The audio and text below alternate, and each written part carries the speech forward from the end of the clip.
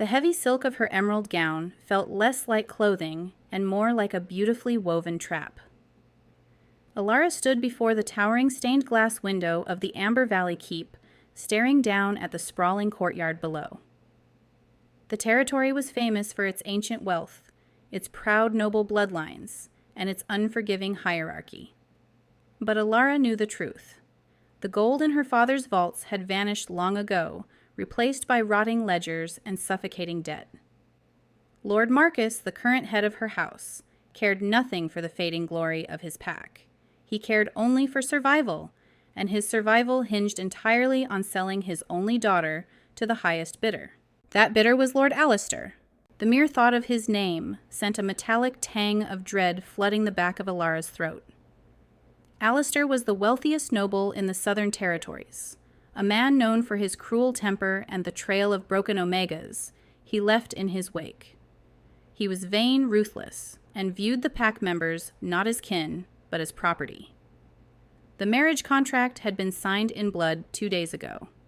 Elara was to become his Luna, a gilded trophy to sit silently beside him while he consumed the Amber Valley from the inside out.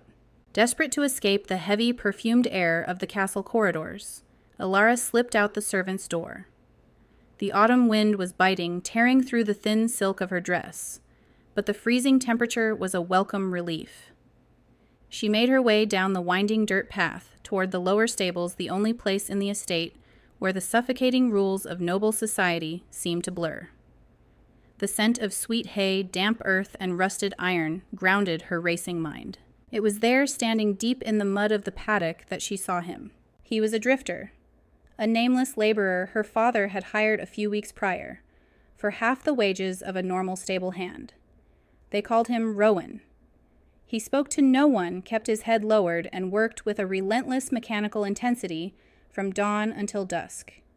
He was dressed in a rough, threadbare linen shirt and dirty wool trousers, his boots caked in thick black mud. But beneath the dirt there was an undeniable, terrifying power in his frame. His shoulders were impossibly broad, and his arms flexed with heavy corded muscles as he effortlessly lifted massive bales of hay that normally required 2 men. Dark, untamed hair fell into his eyes, and a shadow of coarse stubble covered his strong jaw. Elara watched him, her breath catching slightly in the cold air. There was something profoundly unsettling about the way he moved. It wasn't the clumsy, heavy-footed shuffle of a broken peasant. His movements were fluid, precise, and predatory. Suddenly, a loud crack echoed across the courtyard. One of the new war horses, a massive black stallion, known for its vicious temper, snapped its tether. The beast reared up its hooves, flailing wildly, knocking a heavily armored guard backward into the dirt. The horse bolted straight toward the open stable doors, screaming in panic. Elara froze. She was directly in its path. Before she could even scream, a blur of motion eclipsed her vision. Rowan stepped out of the shadows. He didn't shout. He didn't reach for a weapon. He simply planted his boots in the mud and raised one large calloused hand. A low, vibrating hum resonated in his chest, a sound so deep it vibrated against the soles of Elara's delicate shoes. The raging stallion hit the invisible wall of his presence and slammed to a halt. Its ears pinned flat, its chest heaving. It let out a nervous whinny, dropping its head submissively toward the muddy boots of the dirt-covered drifter.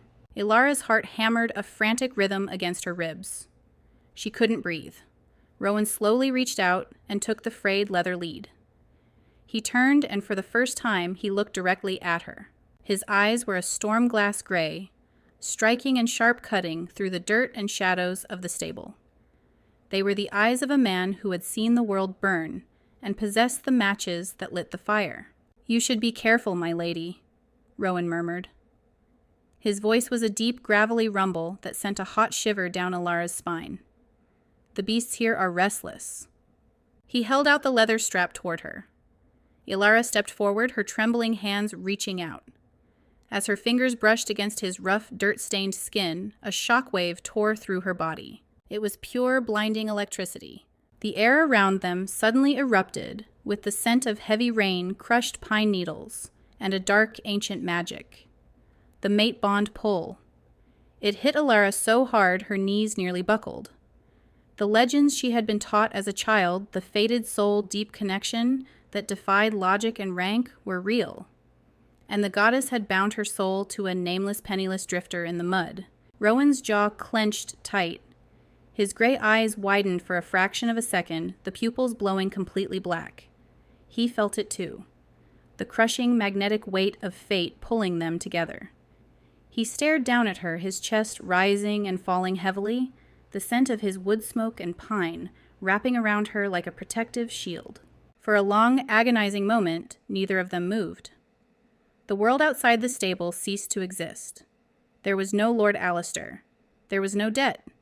There was only the heat of his hand and the terrifying realization that her life had just irrevocably changed. I am Elara, she whispered, her voice barely a breath. Rowan slowly pulled his hand back through the invisible thread between them hummed with vicious intensity. His expression shuddered, returning to a mask of quiet indifference. But his eyes betrayed the fire burning underneath. I know who you are, he replied softly, stepping back into the shadows of the stable. And you should go back inside, little bird. The wolves in this castle are far more dangerous than the horses. The autumn gala was a suffocating display of desperate opulence.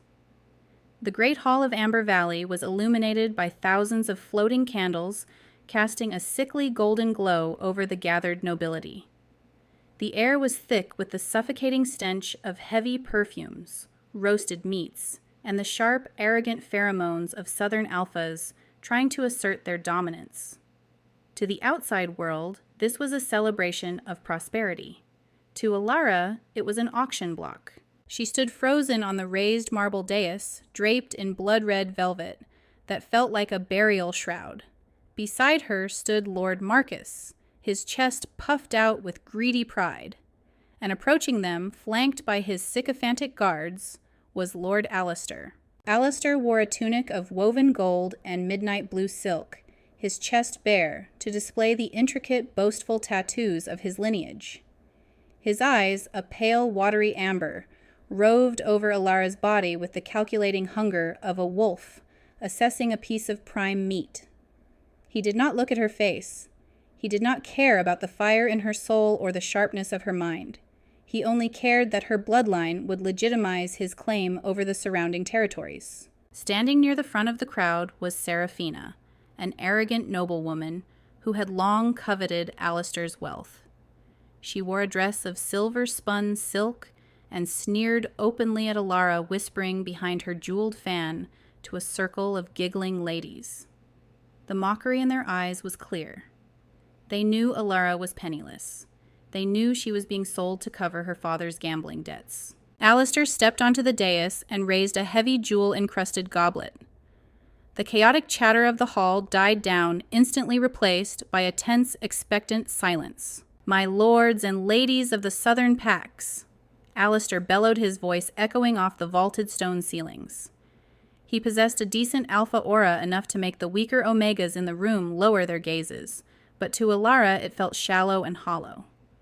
Tonight we secure the future of Amber Valley. I stand before you to claim my greatest prize. The beautiful, if impoverished, Elara has agreed to become my Luna. A ripple of polite, mocking applause washed through the crowd. Seraphina laughed softly, the sound cutting through the applause like a poisoned blade. Alistair turned to Elara, a smug, possessive smirk twisting his lips. He reached out to take her hand, intending to slip the heavy iron-forged engagement collar around her wrist. As his fingers brushed hers, a violent wave of nausea slammed into Elara's stomach.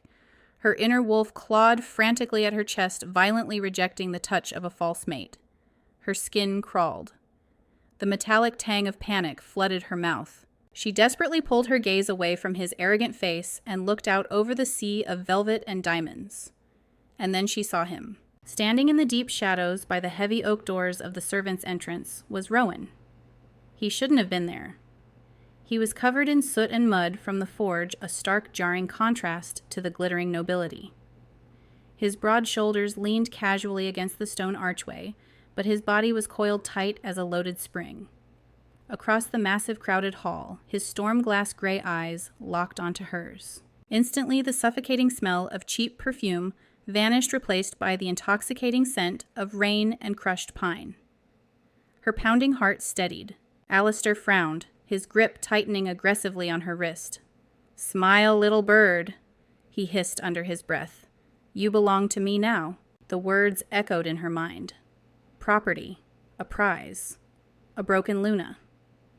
Elara looked at Alistair's manicured hands, felt the cold emptiness of the false bond, and then looked back at the dirt-covered drifter in the shadows.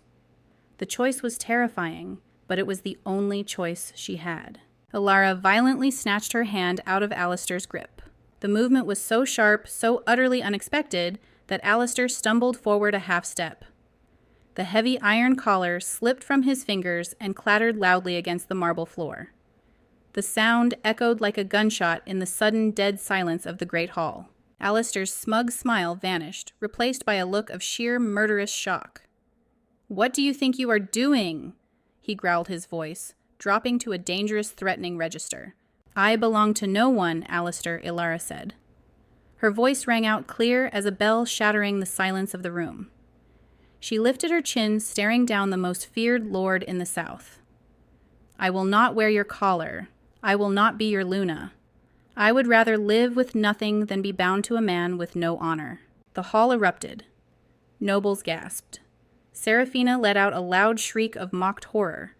Lord Marcus's face turned a mottled, furious purple. "Elara!" Lord Marcus roared, stepping forward and raising his hand.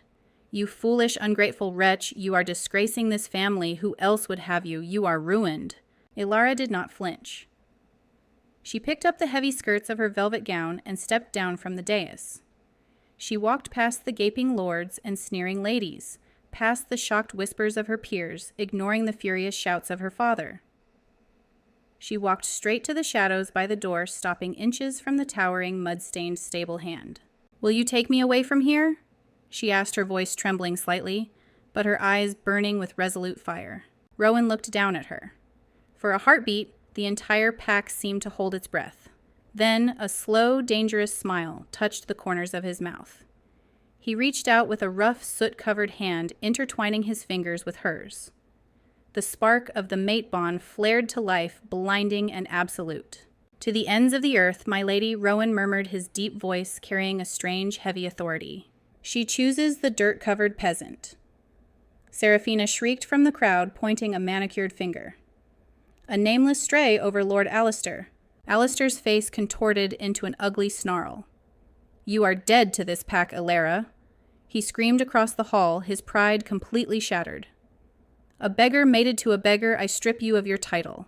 I banish you from the keep. You will live in the freezing mud of Ashwood village, and when the winter comes, you will both starve." "Let her go," Lord Marcus spat, turning his back on his daughter. "She is no longer my blood." Elara didn't look back. Hand in hand with the nameless drifter, she walked out of the heavy oak doors, leaving behind the warmth of the fires, the glittering jewels, and her entire past. As they stepped out into the biting cold of the autumn night, Elara shivered, terrified of the unknown. Rowan wrapped his thick, worn cloak around her shoulders. As he pulled her close, Elara caught a fleeting glimpse of his face in the moonlight. For a fraction of a second, his storm-gray eyes flashed a brilliant, terrifying gold. Ashwood Village was less of a settlement and more of a graveyard for the forgotten.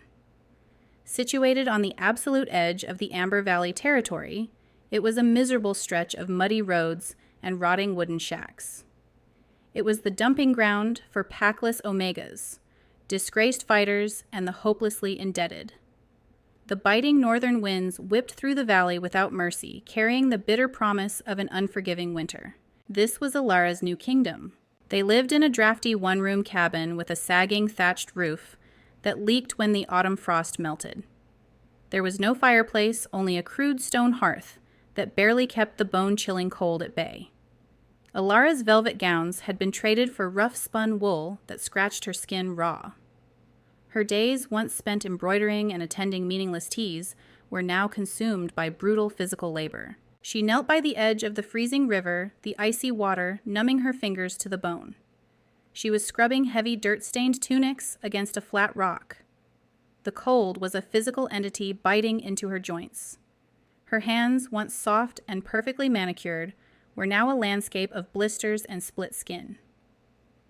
The metallic tang of her own blood scented the crisp air as her knuckles cracked open against the rough, wet fabric. She paused, shivering violently, and stared down at her bleeding hands. A single tear slipped down her cheek, freezing instantly in the wind. Yet, as she looked around at the bleak gray horizon, a strange realization washed over her. She was starving. She was freezing. But for the first time in her life, she could breathe. The heavy, suffocating weight of Lord Marcus's expectations and Alistair's cruel possessiveness was gone. She had traded a gilded cage for the dirt, and she did not regret it. A heavy, warm cloak draped suddenly over her trembling shoulders. Elara gasped, spinning around. Rowan knelt beside her in the mud. He had just returned from the village forge, his face and arms smeared with black soot, but the scent of rain and pine radiated from him, instantly chasing away the bitter chill of the river. Without a word, he reached out and took her raw, bleeding hands gently into his massive, calloused palms. He lifted her hands to his lips, pressing a soft, reverent kiss to her cracked knuckles. A jolt of pure heat shot up Elara's arms, driven by the intense mate bond pull that hummed between them. "You should not be out here, Elara," Rowan murmured, his deep, gravelly voice laced with a quiet, simmering anger. Not at her, but at the world that had forced her into this pain. "I can wash the clothes tonight." "I am not made of glass, Rowan," she whispered, her heart pounding a frantic rhythm as she looked into his storm-glass gray eyes. "I chose this. I chose you." Rowan's jaw clenched. The air pressure around them seemed to drop, growing heavy and thick.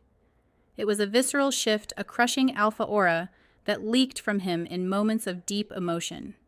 He effortlessly hauled the heavy basket of wet laundry over his broad shoulder and guided her back to the cabin.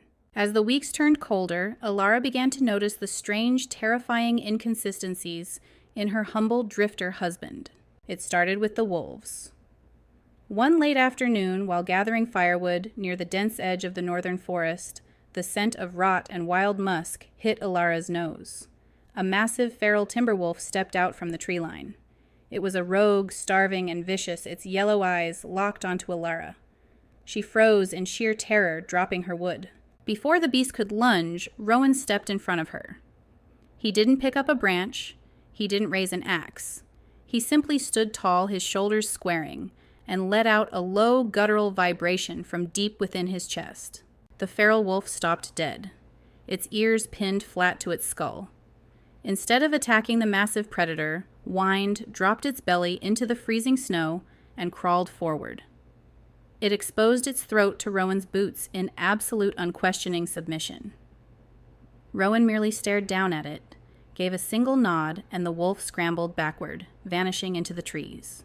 When Elara asked him how he did it, Rowan had simply brushed the snow from her hair and replied, "Wild things understand boundaries, my lady." Then came the night he returned from the forge with a severe wound. A careless swing from another blacksmith's heavy iron hammer had caught Rowan's forearm, tearing a deep, jagged gash through the muscle. Elara had panicked, her hands trembling, as she tore clean strips of linen to bind the heavily bleeding injury. The village healer had warned it would take weeks to close. Elara had pressed her ear to Rowan's chest that night, seeking comfort. What she heard terrified her. His heartbeat was not the frantic, rapid rhythm of a normal wolf.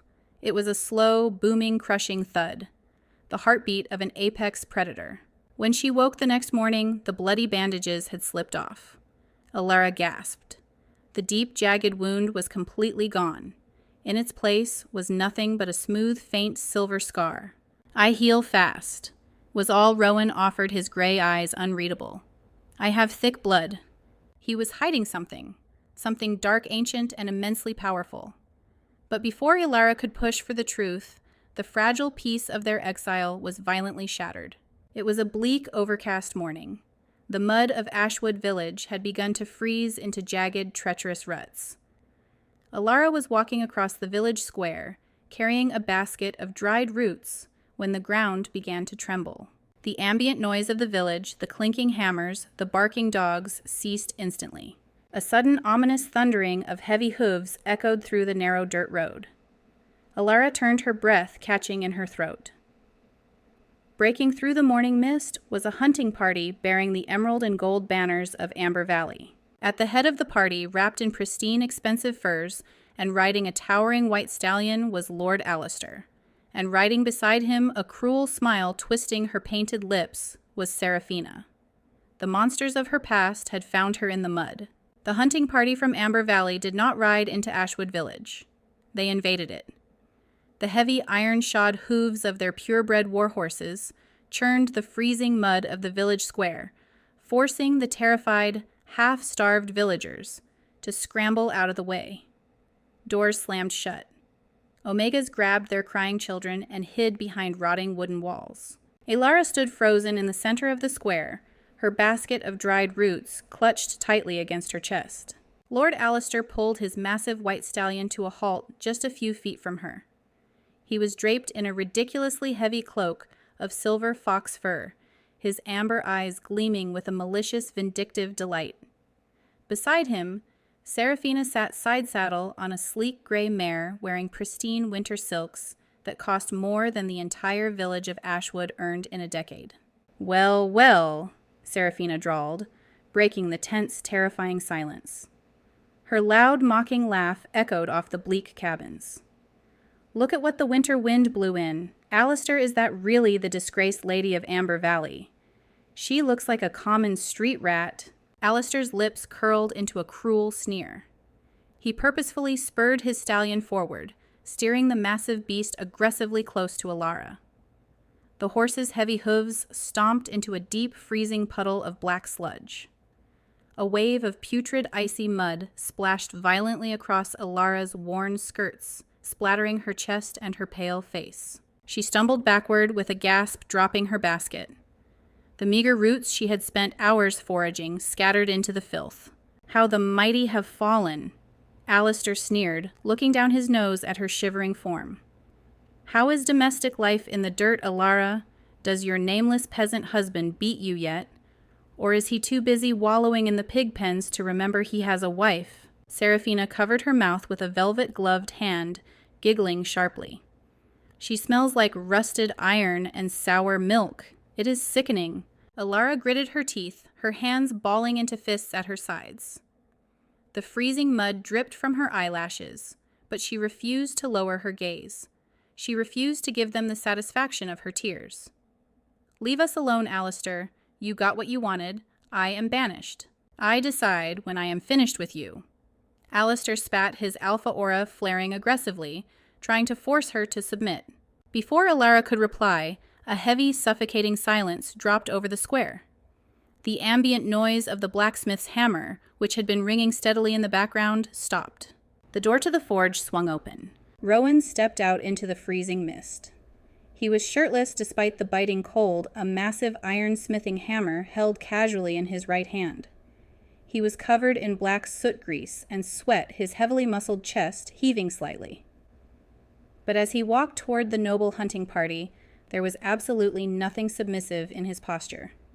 His stride was slow, deliberate, and undeniably predatory. Alistair's white stallion began to dance nervously, tossing its head and snorting in sudden distress.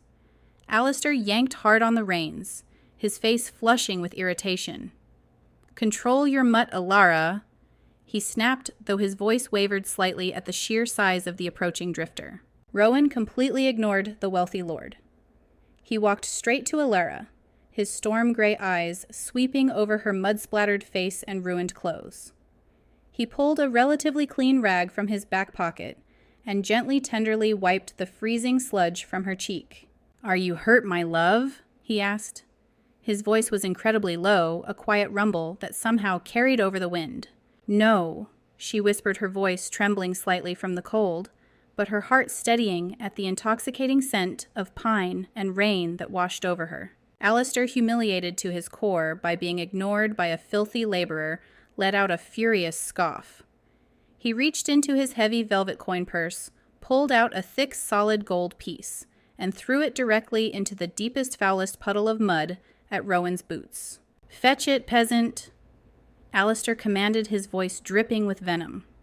"Consider it payment for the pathetic entertainment your wife has provided us today. Go on, get on your knees in the dirt and dig it out. We all know you need it more than I do." Seraphina laughed loudly, leaning forward in her saddle, waiting to watch the disgraced stable boy grovel. Rowan slowly turned his head to look at Alistair. He didn't speak. He didn't shout. He simply stared. Then Elara felt it. It was a physical sensation. The air pressure in the village square plummeted so violently it made her ears pop. A sudden terrifying heaviness in the atmosphere made it nearly impossible to draw breath. It wasn't just an alpha aura, it was a crushing, catastrophic weight that felt ancient and utterly lethal. A low, vibrating growl emanated from deep within Rowan's chest. The sound did not belong to a human. It was the raw, unadulterated warning of a monster about to break its chains. Alistair's stallion screamed. Overcome by a blind, primal terror, the massive beast reared up violently on its hind legs, thrashing its hooves in a desperate bid to escape the apex predator standing before it.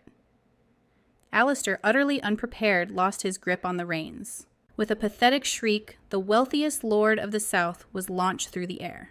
He landed face first in the freezing mud with a sickening loud squelch. Seraphina's mare bucked wildly, nearly throwing her as well before bolting toward the edge of the village. The noble guards struggled frantically to control their panicked horses, their faces pale with sudden, inexplicable dread. Rowan stood perfectly still. For a fraction of a second, his storm-gray eyes flashed a brilliant, terrifying gold. He looked down at Alistair, who was sputtering and choking on black mud, his pristine silver fox furs completely ruined and soaked in filth. "Keep your gold, little lord," Rowan said, his voice echoing with a strange, unnatural resonance that rattled the rotting wood of the nearby cabins.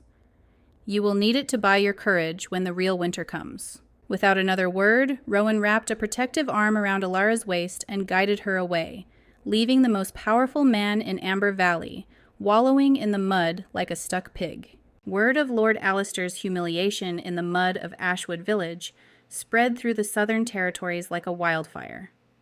For a few brief, terrifying days, the villagers held their breath, expecting a retaliatory strike. They knew a man as vain and petty as Alistair would not let such an insult stand. He was a tyrant who held the power of life and death over the lower classes, and Rowan had made a public mockery of him. But the retaliation did not come. A far greater distraction had suddenly eclipsed the petty squabbles of Amber Valley. Messengers riding heavily armored war horses tore through the southern territories, bearing massive banners of obsidian black and silver, the dreaded crest of the northern wastes. They brought news that sent shockwaves of sheer panic through the southern nobility. The Alpha King of the Obsidian North was coming to Amber Valley. King Kaelin was a living myth. He was the legendary Lycan ruler who had united the brutal warring clans of the frozen northern continent under one banner. Rumors painted him as a monster, a ruthless giant of a man who commanded legions of feral warriors, and whose mere presence could force a lesser alpha to their knees in absolute choking submission. For the past 5 years, he had been expanding his empire, bringing rogue territories under his iron-fisted rule. Now his gaze had turned south. He had summoned every pack leader, every lord, and every notable alpha in the southern territories to attend a grand winter solstice feast at the High Keep of Amber Valley. It was not a social visit, it was a feast of fealty. Those who bowed would be integrated into his vast empire. Those who defied him would be systematically destroyed. The kingdom was thrown into a frenzy of desperate preparation. Lord Marcus Alistair and the rest of the southern nobility practically bankrupted themselves, ordering new silks, hoarding exotic wines, and draining their remaining gold to impress the terrifying monarch of the north. For Elara, the news meant nothing. The affairs of kings and conquerors were completely detached from her grim reality. Her only concern was surviving the approaching winter and keeping Rowan safe from Alistair's inevitable revenge. That was until a detachment of elite Amber Valley guards arrived at the door of their drafty cabin 3 days before the grand feast. Elara opened the rotting wooden door, her heart plummeting into her stomach. 6 heavily armed guards stood in the freezing mud, their hands resting menacingly on the hilts of their swords. The captain of the guard, a cruel-faced Beta, who had often sneered at Elara during her time in the castle, unrolled a thick parchment bearing Lord Alistair's personal wax seal. By the strict order of Lord Alistair acting head of the Amber Valley preparations, the captain announced, his voice dripping with condescension, as he peered into the impoverished one-room cabin.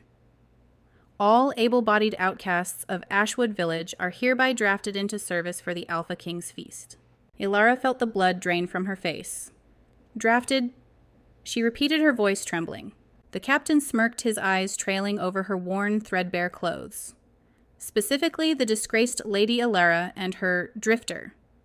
You are ordered to report to the High Castle kitchens by tomorrow morning. You will serve the wine. You will scrub the floors. You will clean up after the nobility. It was a calculated, viciously malicious move. Alistair wasn't just forcing them to work. He was forcing Elara to return to the very castle she used to rule, dressed in the scratchy, humiliating rags of a scullery maid, to serve the very people who had gleefully mocked her downfall. It was the ultimate public execution of her dignity. And he was forcing Rowan into the lion's den, where the castle guards could easily isolate and kill him for what happened in the village square. "We will not go," Elara stated fiercely, stepping forward to block the doorway. "He has no right to draft the Banished. We are no longer part of this pack." The captain's hand tightened on his sword. "Failure to comply is considered high treason against Amber Valley. If you refuse, we have orders to burn this cabin to the ground with both of you inside." Before the captain could draw his blade, a massive, soot-stained hand gently wrapped around Elara's shoulder, pulling her slightly behind a broad protective chest. Rowan stepped into the doorway. The temperature in the threshold immediately dropped. Rowan looked at the heavily armed guards, his storm-glass gray eyes completely unreadable, utterly devoid of fear. "Tell Lord Alistair," Rowan said smoothly, his deep voice resonating with an eerie, calm authority that made the captain instinctively take a half-step backward in the mud. "We would be profoundly honored to attend the royal feast. We will be there." "Rowan, no." Elara gasped as the guards, looking unnerved by the drifter's intense stare, quickly turned their horses and rode away. She grabbed his thick arms, her fingers digging into his muscles. "You don't understand. Alistair is trying to trap you. He will parade me like a chained animal, and when the Alpha King's guards are distracted, Alistair's men will slaughter you in the kitchens. You cannot go into that castle." Rowan slowly turned back to her, framing her panicked face with his large, rough hands. His thumbs gently brushed over her cheekbones. The gray of his eyes seemed to swirl like a violently brewing storm, carrying a terrifying ancient weight. "Let him try to trap me, my love," Rowan murmured, a dark, predatory smile slowly curving his lips. "I think it is past time I saw the inside of this high castle for myself. And I think it is time Lord Alistair learned exactly what happens when you attempt to leash a true king." The night of the winter solstice feast transformed the high keep of Amber Valley into a suffocating theater of desperate extravagance. The great hall was illuminated by hundreds of floating crystal chandeliers, casting a brilliant, blinding light over the polished marble floors. The air was thick with the scent of roasted meats, heavy spiced wines, and the nervous sweating pheromones of the southern nobility. Every lord, lady, and high-ranking alpha in the territory had arrived draped in their finest silks and heaviest jewels, terrified of failing to impress the impending arrival of the Alpha King. Standing in the deep shadows near the towering stone pillars, Elara felt entirely invisible, and for that she was grateful. Alistair's cruel mandate had been enforced. Elara was dressed in the lowest servant's attire, a coarse, scratchy burlap tunic that chafed against her skin and a stained gray apron. Her hair, once carefully braided with silver ribbons, was tied back with a simple strip of leather. In her blistered, trembling hands, she balanced a massive, heavy silver tray, loaded with fragile crystal goblets of dark red wine. Across the cavernous hall, stationed by the roaring main hearth, was Rowan. He had been tasked with hauling massive ironwood logs to feed the fires. Even dressed in the tattered rags of a peasant, his skin smeared with gray ash and soot, he commanded an undeniable gravity.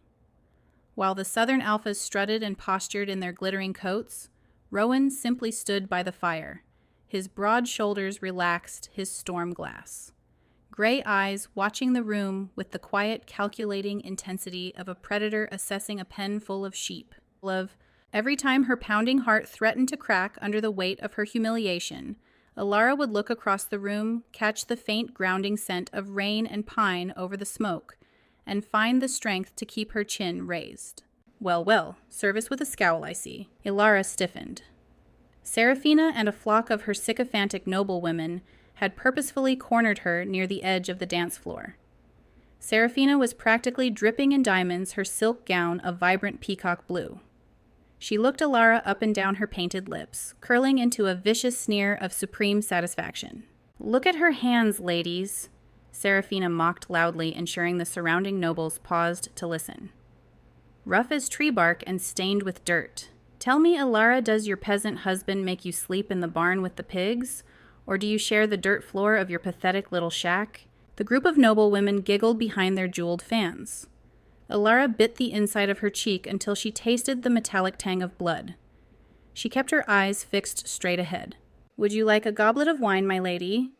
Elara asked, her voice dangerously tight, refusing to rise to the bait.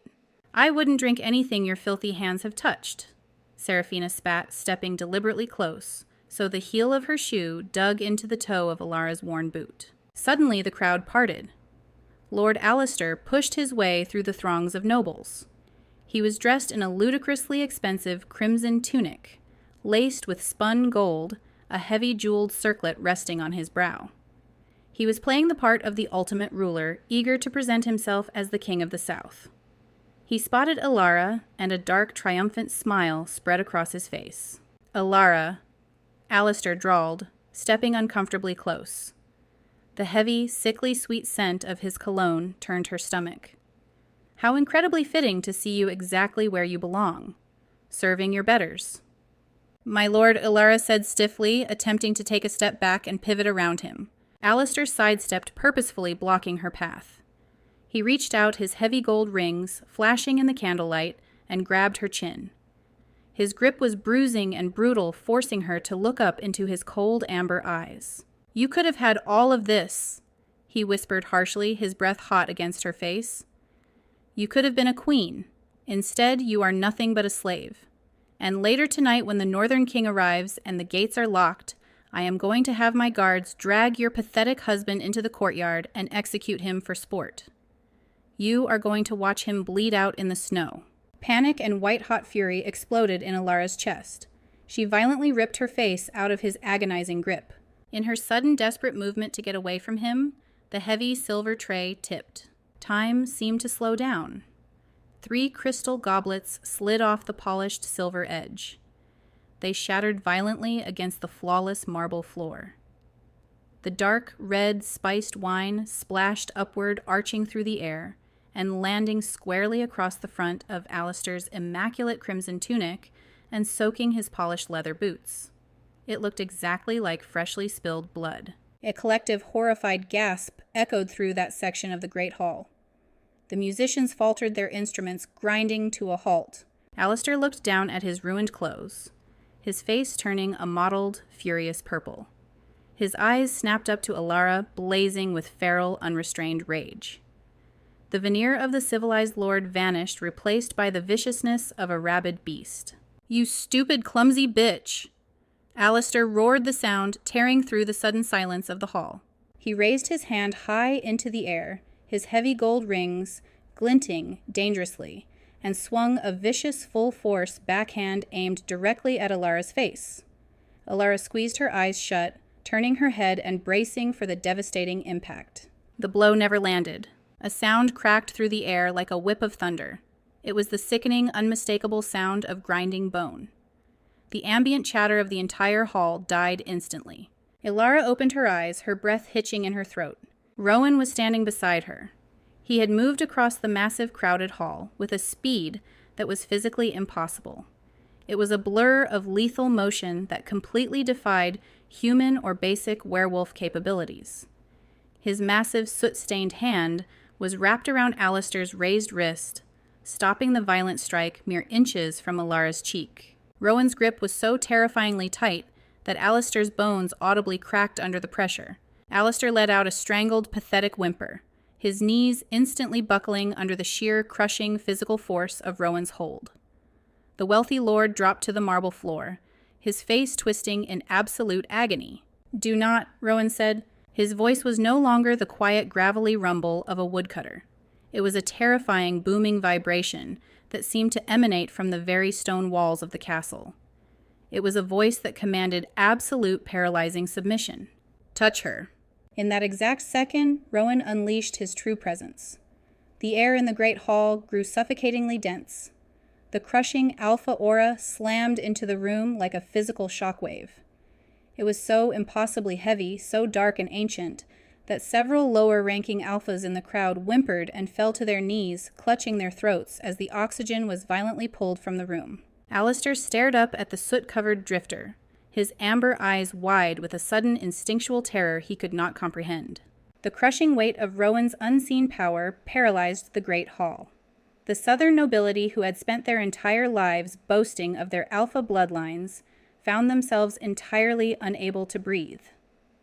Lord Alistair, the supposed apex predator of Amber Valley, was hyperventilating on the polished marble floor, his face devoid of color as he clutched his mangled wrist against his chest.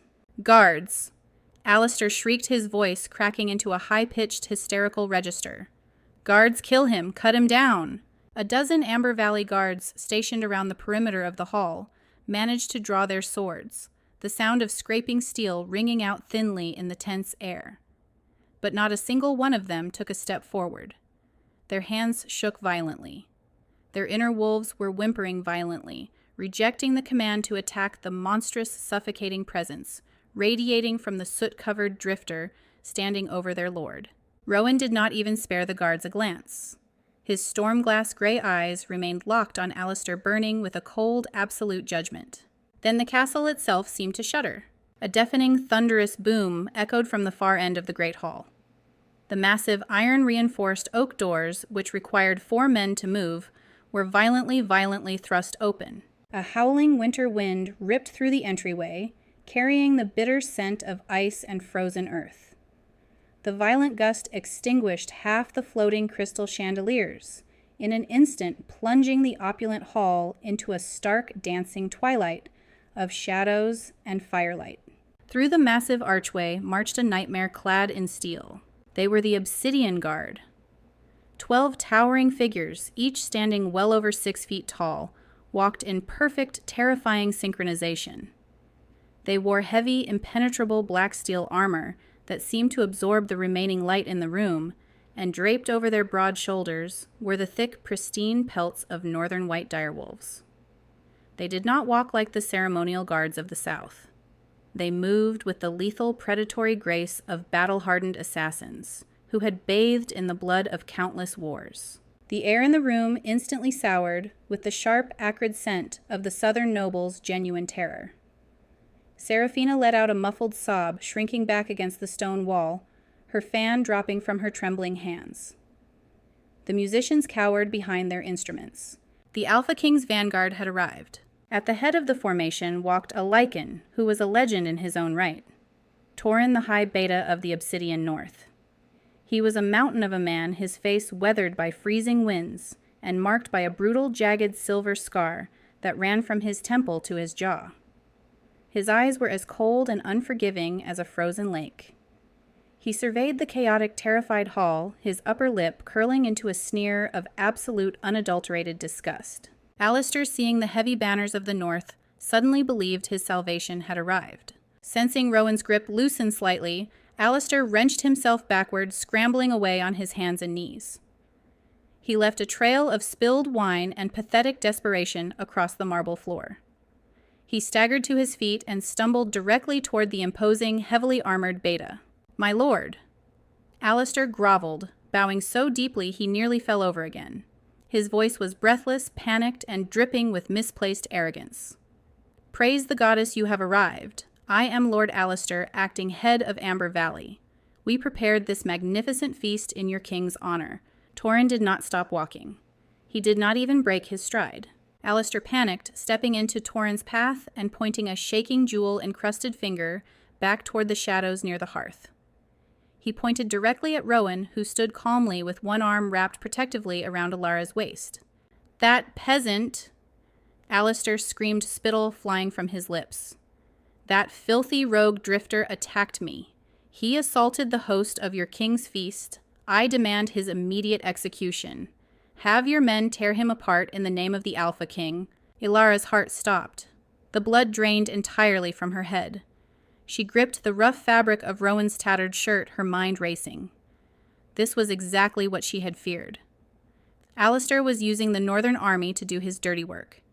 She stepped in front of Rowan, her small frame, shielding him, ready to beg, ready to fight, ready to die right there on the marble floor if it meant saving her mate. But Rowan gently placed his hands on her shoulders, moving her back to his side. He stood perfectly still, his chin raised. Torrent finally stopped. He looked down at the weeping, bleeding Lord Alistair. The Northern Beta's expression did not change. He treated the wealthiest lord of the South as if he were nothing more than a stain of mud on the pristine floor. Without a single word, Torrent stepped around Alistair. He marched with heavy, echoing steps toward the hearth. The 12 elite assassins of the Obsidian Guard followed seamlessly, their heavy boots moving in lethal unison, surrounding the area where the soot-stained woodcutter and the disgraced lady stood. Elara squeezed her eyes shut, her breathing shallow and frantic. She braced herself for the sound of drawing swords. Instead, she heard the heavy clatter of metal. Elara opened her eyes. To the absolute mind-shattering shock of every noble guard and servant in the Great Hall, the terrifying Beta of the Northern Wastes unclasped his heavy direwolf cloak. Torrent dropped to one knee on the cold marble floor, bowing his head deeply. Behind him, in a wave of clanking black steel, the 12 elite bloodthirsty guards of the North dropped to their knees simultaneously. The floor vibrated with the impact. The most feared warriors on the continent knelt in absolute unquestioning reverence toward the dirt-covered drifter. "Forgive our delay, your majesty." Torrent's voice boomed, echoing like thunder through the dead silent hall. "Your army awaits your command, Alpha King." The silence in the great hall was not merely the absence of sound. It was a physical, catastrophic weight. It was a sudden, violent vacuum that sucked the oxygen straight from the lungs of every noble present. The elite Obsidian Guard, the most feared and ruthless warriors on the entire continent, remained kneeling on the cold marble floor. Their heavy black steel armor clanked softly as they bowed in absolute unwavering reverence toward the soot-covered drifter. Lord Alistair remained frozen on his hands and knees, in the puddle of spilled wine, his amber eyes wide and unblinking. His brain simply could not process the impossible reality unfolding before him. The man he had mocked, the nameless peasant he had thrown a coin at in the mud, the laborer he had just threatened to execute, was King Kaelin of the Obsidian North. Rowan Kaelin slowly released his protective grip on Elara's waist. He stepped forward, and as he did, the very fabric of his being seemed to shift. He rolled his impossibly broad shoulders, a sickening heavy crack, echoing from his joints as he violently discarded the hunched, unassuming posture he had maintained for months in Ashwood Village. He seemed to grow taller, his chest expanding, his presence swelling to fill the vaulted room until there was absolutely no space left for anyone else's ego. He reached up with a calloused hand and wiped the dark forged soot from his sharp jawline. When he opened his eyes, the storm-glass gray was gone. They burned with a brilliant, blinding, terrifying gold. "Rise, Turin," Kaelin commanded. His voice no longer held any restraint. It was a dark, booming resonance that shook the crystal chandeliers above and rattled the heavy oak doors. It was the unadulterated voice of an apex predator. Torrent stood his massive frame, towering over the cowering southern nobles, though his head remained respectfully lowered to his king. "We secured the perimeter of the keep, your majesty. The southern garrisons have surrendered without a single sword drawn. They took one look at your banners and laid down their weapons." "Good," Kaelin replied smoothly, his golden eyes sweeping over the terrified crowd. "I prefer to keep the blood off the marble when I am visiting." A collective muffled sob rippled through the gathered nobility. Lady Seraphina's knees simply gave out. She sank to the floor in a pile of shivering peacock blue silk, her hands clamped over her mouth, tears of sheer terror, ruining her intricate makeup. Other high-ranking Alpha's men, who had strutted through the hall moments ago, fell to their knees, utterly crushed by the devastating weight of Kaelin's unleashed aura. They were forced to bow by sheer biological instinct. Lord Marcus Elara's father broke from the frozen crowd. Driven by a desperate, greedy, and completely delusional survival instinct, he stumbled forward. He threw his hands up in a placating, frantic gesture, his eyes darting wildly between the Alpha King and his daughter in her burlap rags. Your Majesty... Lord Marcus stammered, his voice pitching high with panic. Praise the goddess, we had no idea. If we had known you were gracing our lands in disguise, we would have given you the master suites. We would have thrown magnificent feasts in your honor. And to see you have chosen my daughter. My own blood, Elara, tell him. Tell him your father always knew you were destined for royalty. Kaelin turned his head slowly. He fixed Lord Marcus with a stare so lethally cold, it could have frozen the marrow in the older man's bones. You sold her, Kaelin stated. The quiet rumble of his voice was far more terrifying than a shout. You drowned your pack in debt to fund your own gluttony. And when the collectors came, you offered your only daughter to a monster to save your own pathetic skin. When she refused, you cast her out into the freezing mud to starve. Lord Marcus paled, all the blood draining from his face, as he took a trembling step backward. No, your grace. It was a misunderstanding of her character. Silence. The single word was laced with such heavy, crushing alpha dominance that Lord Marcus's jaw snapped shut with an audible click. His knees buckled instantly, and he hit the marble floor beside Alistair, unable to rise. Kaelin turned his full, devastating attention to the pathetic heap that was Lord Alistair. The wealthy lord was shivering violently. A dark, wet stain was actively spreading across the front of his ruined crimson trousers. The man who had terrorized the southern lands, who had delighted in the suffering of others, was weeping loudly like a frightened, broken child. Lord Alistair, Kaelin mused, taking a slow, deliberate step closer. The heavy thud of his muddy boots against the pristine marble sounded like the ticking of a doomsday clock. You are wondering why the King of the North was chopping wood and hauling iron in your miserable border village. Alistair couldn't speak. He only managed a frantic, trembling shake of his head, tears streaming down his face. My empire is vast, Kaelin explained to the silent hall, though his burning golden eyes never left Alistair. But a kingdom is only as strong as its foundation. I heard whispers of the southern lords, whispers of corruption, of cruelty of alphas who treated their pack members like disposable cattle while they hoarded gold in their high castles. I came to Amber Valley not to conquer, but to observe. Kaelin crouched down effortlessly, bringing his face inches from Alistair's terrified, tear-streaked face. I lived among your poorest... Kaelin whispered the acoustics of the dead silent hall, carrying every single word. I ate their meager rations. I watched children freeze because you tripled the taxes on firewood.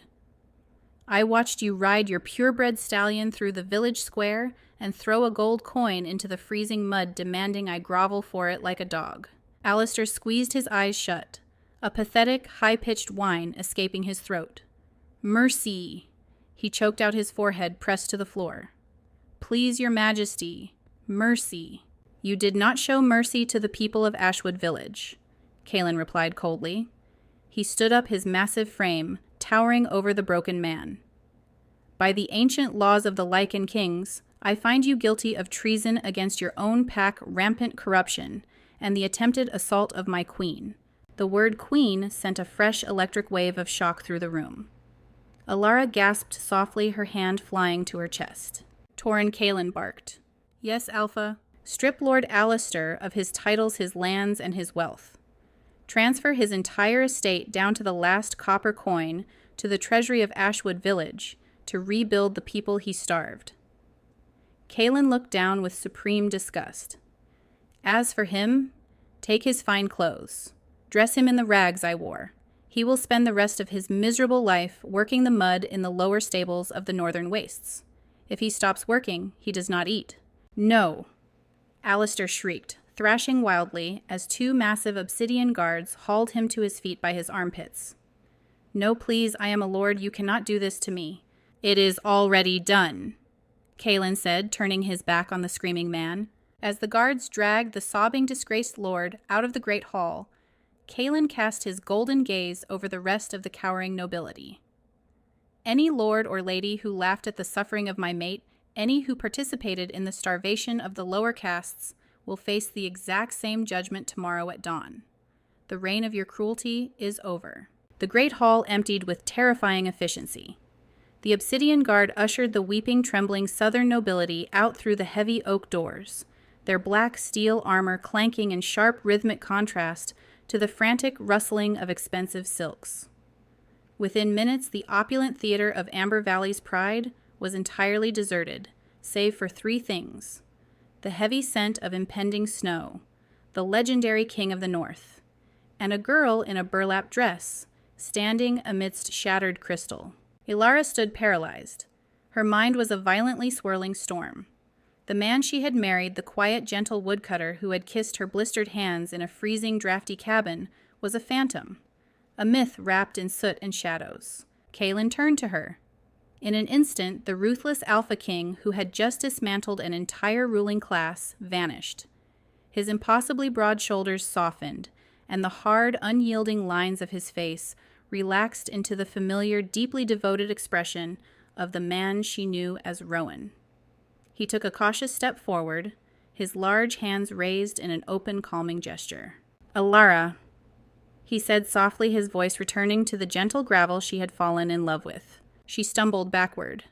The movement was completely involuntary, driven by a sudden, sharp sting of betrayal. "You lied to me," she whispered, her voice trembling as the adrenaline began to fade. "Every single day, every word. You made an absolute fool of me." Kaelin stopped a flicker of genuine raw pain crossing his golden eyes. "I never lied about how I felt, Elara. Not for a single fraction of a second." "You are the Alpha King," she cried out, the frustration and exhaustion of the past months finally breaking through her composed facade. "You watched me ruin my hands scrubbing clothes in freezing river water. You watched me starve. You let them mock me. Let my father disown me. Let Alistair throw mud in my face. All while you had an army of lethal assassins waiting in the shadows. Why was my suffering a game to you?" Kaelin closed the distance between them, ignoring her retreat. He didn't use an ounce of his alpha aura. Instead, he did something that made the remaining Obsidian guards at the door avert their eyes in absolute reverence. The most powerful Lycan on the continent dropped to his knees right there in the puddle of spilled wine. He reached out and gently took her scarred, rough hands into his own. "It was never a game," Kaelin murmured, his deep voice thick with heavy emotion. "Elara, the throne of the Obsidian North, is a lonely, bloody seat. I am surrounded every hour by people who bow to my power, who covet my crown, who would say or do absolutely anything to share my wealth. Every woman my elders brought to me saw only a king. They didn't see me. They didn't see the man beneath the crown." He looked up at her, his golden eyes burning with intense, devastating sincerity. "I needed to know if true loyalty still existed. I disguised myself and came south. I planned to stay only a week. And then I saw you." A single tear slipped down Elara's cheek, but she didn't pull her hands away. The intoxicating scent of pine and rain was wrapping around her, soothing her panicked wolf. "I saw a highborn lady," Kaelin continued, pressing a soft kiss to her cracked knuckles, "who possessed more fire and pure honor than anyone I had ever met. I watched you publicly reject the wealthiest man in the territory because you flatly refused to compromise your soul. I watched you choose poverty and exile over a golden cage. I watched you choose a nameless, dirt-covered stable boy." He stood slowly, refusing to break her gaze, his massive hands sliding up to gently cup her face. "I let you live in that cabin because I needed to be absolutely sure." Kaelin whispered, his thumb wiping away her tear. I needed to know that if the world fell apart, if we had absolutely nothing but mud and cold, we would still have each other. And you proved it every single day. You are the strongest person I have ever known. You are the only woman worthy of the North." As he spoke the words, the mate bond which had hummed quietly between them for months suddenly flared into a roaring inferno. It wasn't built on magic or sudden fate. It was forged in the freezing mud of Ashwood, tested by cruelty and purified by truth. Elara felt a sudden massive surge of power awaken deep within her chest. The dormant energy of a true Luna, suppressed by years of emotional abuse, violently snapped into place. Her posture straightened. The air around her shimmered faintly, a pure, luminous white aura, pushing back against the shadows of the hall. She wasn't just a survivor anymore. She was a queen. Kalen smiled a breathtaking expression that completely transformed his rugged, battle-hardened face. "My white queen awakens." He breathed the absolute awe in his voice undeniable. Torrin stepped quietly back into the hall, carrying a massive cloak of pure white direwolf fur, the ancient mantle of the Northern Luna. Kalen took the heavy cloak and swung it gently over Elara's shoulders. The luxurious, impossibly warm fur covered her coarse burlap servant's uniform, instantly transforming her silhouette into one of absolute royalty. The stark contrast between the rags of her exile and the mantle of her true destiny was breathtaking. Elara looked into his eyes, the anger fading into a profound, unbreakable bond. The title was a shock, but the man holding her was not. "Take me home, Kalen," she whispered, her voice steady and echoing with newfound royal grace. He kissed her forehead, pulling her flush against his chest. "To the ends of the earth, my queen." Dawn broke over Amber Valley, but the pale winter light did not bring warmth to the High Keep. Instead, it illuminated the absolute, undeniable ruin of the southern nobility. The main courtyard of the estate, once a pristine monument to generational wealth and untouchable arrogance, was completely unrecognizable. The delicate gilded carriages of the southern lords had been unceremoniously pushed into the snowdrifts, replaced by the massive ironclad war horses of the Obsidian Guard. The air was thick with the restless stomping of heavy hooves and the crisp, sharp scent of the impending winter blizzard. Down in the valley, a mile away from the towering stone walls of the keep, a miracle was unfolding in the freezing mud of Ashwood village. The impoverished outcasts who had gone to sleep terrified of Lord Alistair's wrath were awakened by the thunderous rumble of heavy wooden wagons. Dozens of carts pulled by massive northern draft horses and guarded by lethal Lycan warriors rolled into the center of the village square. But they did not bring fire or drawn swords. They brought salvation. Under the direct, unyielding orders of the Alpha King, the entirety of Lord Alistair's hoarded wealth was being forcefully redistributed. Massive sacks of milled flour, cured meats, thick wool blankets, and heavy iron chests overflowing with gold coins were unloaded before the weeping, disbelieving eyes of the villagers. The village elder, a frail Omega, who had nearly starved to death the previous winter, fell to his knees in the icy mud, clutching a solid gold brick to his chest. The wealth that Alistair had violently used to choke the life out of the territory was now breathing life back into it. Back at the High Keep, justice was far less sweet. Lord Marcus stood by the towering glass windows of the Great Hall, his hands trembling violently against the freezing stone frame. He was no longer dressed in his heavy, opulent velvets. The Obsidian Guard had systematically stripped the corrupt nobles of their finery, leaving them in the plain, scratchy linen tunics, usually reserved for the lowest, most despised servants. Beside him stood Lady Seraphina. Her intricate makeup was completely smeared with dried tears, her hair a tangled, chaotic mess. She stared down at the courtyard, her eyes hollow with the devastating, crushing realization of her own irrelevance. They watched in suffocating, agonizing silence as the heavy iron portcullis was raised. Riding at the head of the terrifying, invincible northern army was King Kalen. He was no longer the soot-stained, quiet drifter. He wore a chestplate of polished black steel that seemed to absorb the morning light, a heavy crown of jagged forged iron resting upon his brow. He sat atop a monstrous black warhorse, radiating a calm, crushing authority that made the very ground beneath him seem to yield in submission. And riding flawlessly beside him, mounted on a breathtakingly beautiful white mare, was Elara. The girl they had mercilessly mocked, the daughter they had thrown away into the mud, the woman they had forced to wear burlap and serve them wine, was completely transformed. She was draped in the heavy, luxurious mantle of the northern white direwolf. A delicate, beautifully braided crown of silver rested securely in her dark hair. Her posture was not that of a broken survivor, but of a conqueror. She did not look back at the castle with anger. She did not sneer or boast. She did not look back at them at all. The absolute freezing indifference in her posture was the deepest, most lethal cut of all. She had traded their treacherous gilded cage for a limitless empire. Lord Marcus let out a broken, pathetic sob, finally understanding the catastrophic magnitude of his greed. He had literally sold his bloodline's salvation for a handful of copper, casting out the one person who could have elevated their pack to unprecedented glory. Seraphina closed her eyes, the memory of her own cruel laughter ringing in her ears, like a heavy death knell.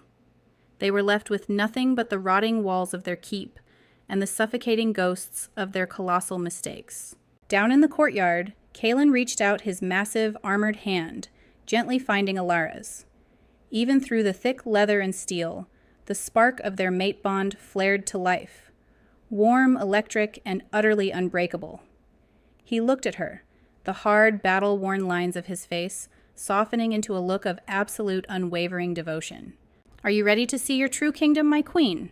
Kalen's deep, rumbling voice carried over the freezing wind. Elara lifted her chin, the crisp northern air filling her lungs. The intoxicating scent of pine and rain surrounded her, a permanent, powerful shield against the darkness of her past.